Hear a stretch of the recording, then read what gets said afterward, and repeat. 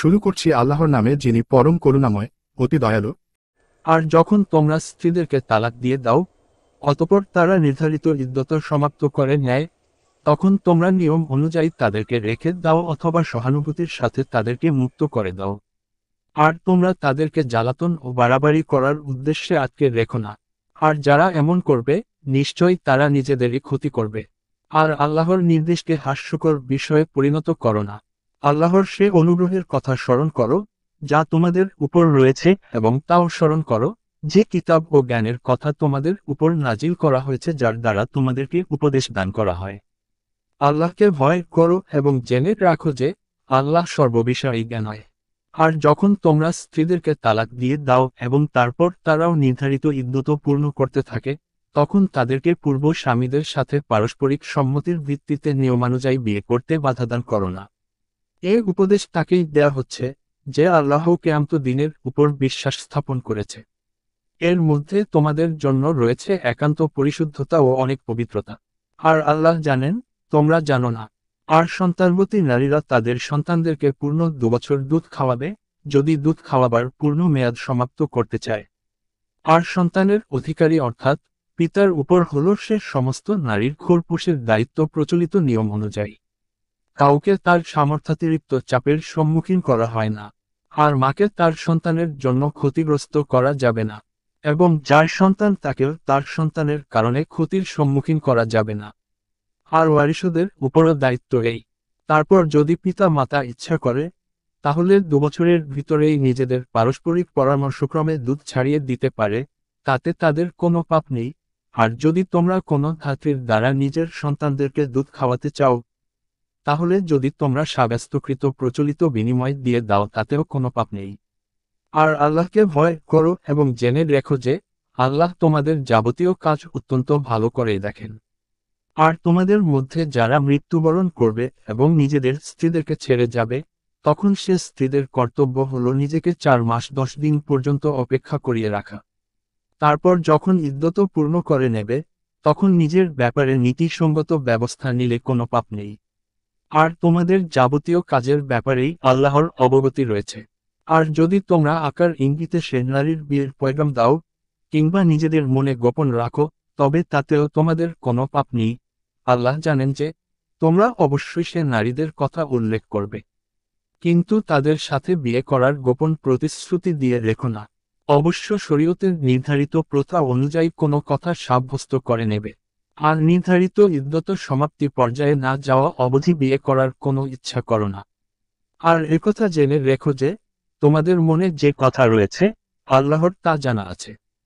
কাজেই তাকে ভয় করতে থাকো। আর জেনে রেখো যে আল্লাহ ক্ষমাকারী ও ধৈর্যশীল। স্ত্রীদেরকে স্পর্শ করার আগে এবং কোনো মোহর সাব্যস্ত করার পূর্বেও যদি তালাক দিয়ে দাও, তবে তাতেও তোমাদের কোনো পাপ নেই। তবে তাদেরকে কিছু খরচ দেবে। আর সামর্থ্যবানদের জন্য তাদের সামর্থ্য অনুযায়ী এবং কম সামর্থ্যবানদের জন্য তাদের সাধ্য অনুযায়ী যে খরচ প্রচলিত রয়েছে তা সৎকর্মশীলদের উপর দায়িত্ব। আর যদি মোহর সাব্যস্ত করার পর স্পর্শ করার পূর্বে তালাক দিয়ে দাও, তাহলে যে মোহর সাব্যস্ত করা হয়েছে তার অর্ধেক দিয়ে দিতে হবে। অবশ্য যদি নারীরা ক্ষমা করে দেয় কিংবা বিয়ের বন্ধন যার অধিকারে সে, অর্থাৎ স্বামী, যদি ক্ষমা করে দেয়, তবে তা স্বতন্ত্র কথা।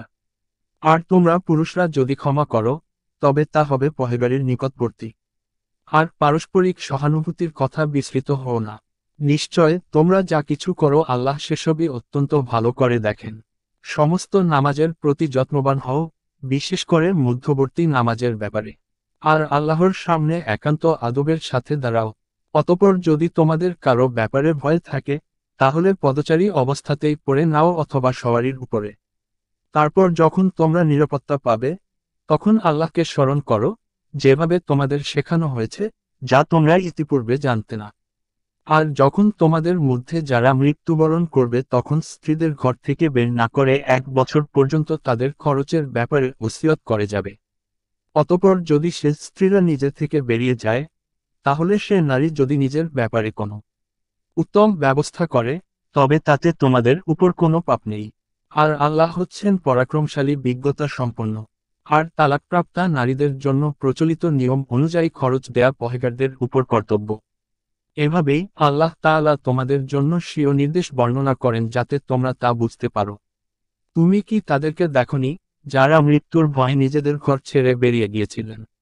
অথচ তারা ছিল হাজার হাজার। তারপর আল্লাহ তাদেরকে বললেন, মরে যাও। তারপর তাদেরকে জীবিত করে দিলেন। নিশ্চয়ই আল্লাহ মানুষের উপর অনুগ্রহকারী। কিন্তু অধিকাংশ লোক শুকরিয়া প্রকাশ করে না। আল্লাহর পথে লড়াই করো এবং জেনে রাখো, নিঃসন্দেহে আল্লাহ সবকিছু জানেন, সবকিছু শুনেন। এমন কে আছে যে আল্লাহকে করজ দেবে, উত্তম করজ, অতঃপর আল্লাহ তাকে দ্বিগুণ বহুগুণ বৃদ্ধি করে দিবেন।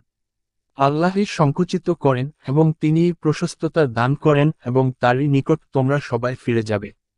মুসার পরে তুমি কি বনি ইসরায়েলের একটি দলকে দেখনি, যখন তারা বলেছে নিজেদের নবীর কাছে যে, আমাদের জন্য একজন বাদশাহ নির্ধারিত করে দিন যাতে আমরা আল্লাহর পথে যুদ্ধ করতে পারি। নবী বললেন, তোমাদের প্রতিও কি এমন ধারণা করা যায় যে লড়াইয়ের হুকুম যদি হয়, তাহলে তখন তোমরা লড়বে না? তারা বলল, আমাদের কি হয়েছে যে আমরা আল্লাহর পথে লড়াই করব না?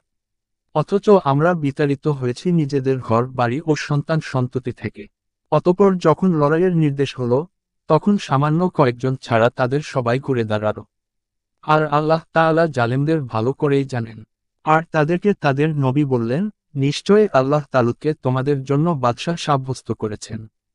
তারা বলতে লাগলো, তা কেমন করে হয় যে তার শাসন চলবে আমাদের উপর? অথচ রাষ্ট্রক্ষমতা পাওয়ার ক্ষেত্রে তার চেয়ে আমাদেরই অধিকার বেশি। আর সে সম্পদের দিক দিয়েও সচ্ছল নয়। নবী বললেন, নিশ্চয় আল্লাহ তোমাদের উপর তাকে পছন্দ করেছেন এবং স্বাস্থ্য ও জ্ঞানের দিক দিয়ে প্রাচুর্য দান করেছেন। বস্তুত আল্লাহ তাকে রাজ্য দান করেন যাকে ইচ্ছা। আর আল্লাহ হলেন অনুগ্রহ দানকারী এবং সব বিষয়ে অবগত। বনী ইসরায়েলদেরকে তাদের নবী আরও বললেন, তালুতের নেতৃত্বের চিহ্ন হলো এই যে, তোমাদের কাছে একটা সিন্দুক আসবে তোমাদের পালকর্তার পক্ষ থেকে তোমাদের মনের সন্তুষ্টির নিমিত্তে। আর তাতে থাকবে মুসা, হারুন এবং তাদের সন্তানবর্গের পরিত্যক্ত কিছু সামগ্রী।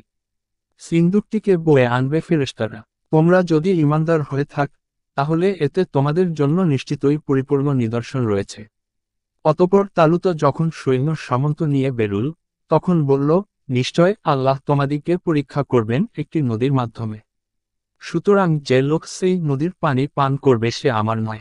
আর যে লোক তার স্বাদ গ্রহণ করল না, নিশ্চয়ই সে আমার লোক। কিন্তু যে লোক হাতের আজলা ভরে সামান্য খেয়ে নেবে তার দোষ অবশ্য তেমন গুরুতর হবে না। অতঃপর সবাই পান করল সে পানি, সামান্য কয়েকজন ছাড়া।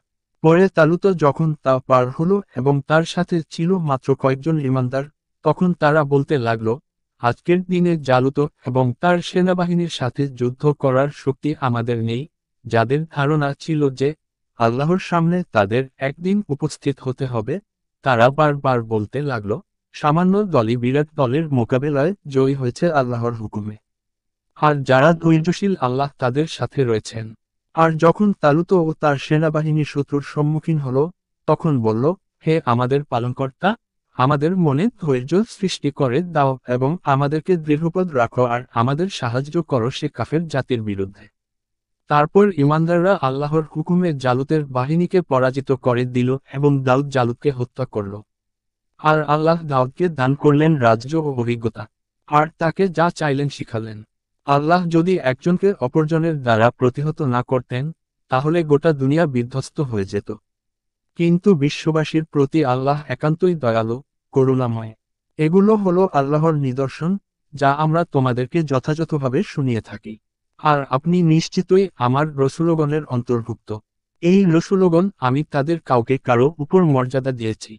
তাদের মধ্যে কেউ তো হলো তারা যার সাথে আল্লাহ কথা বলেছেন, আর কারো মর্যাদা উচ্চতর করেছেন এবং আমি মরিয়ম তনয় ঈসাকে প্রকৃষ্ট মুজিয়া দান করেছি এবং তাকে শক্তি দান করেছি রুহুল কুদ্দুস অর্থাৎ জিব্রাইলের মাধ্যমে।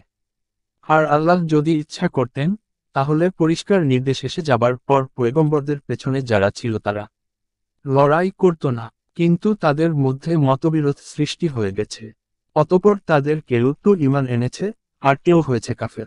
আর আল্লাহ যদি ইচ্ছা করতেন, তাহলে তারা পরস্পর লড়াই করত, কিন্তু আল্লাহ তাই করেন যা তিনি ইচ্ছা করেন। হে ঈমানদারগণ, আমি তোমাদেরকে যে রুজি দিয়েছি, সেদিন আসার পূর্বেই তোমরা তা থেকে ব্যয় করো, যাতে না আছে বেচাকেনা, না আছে সুপারিশ কিংবা বন্ধুত্ব। আর কাফেরাই হলো প্রকৃত জালেম।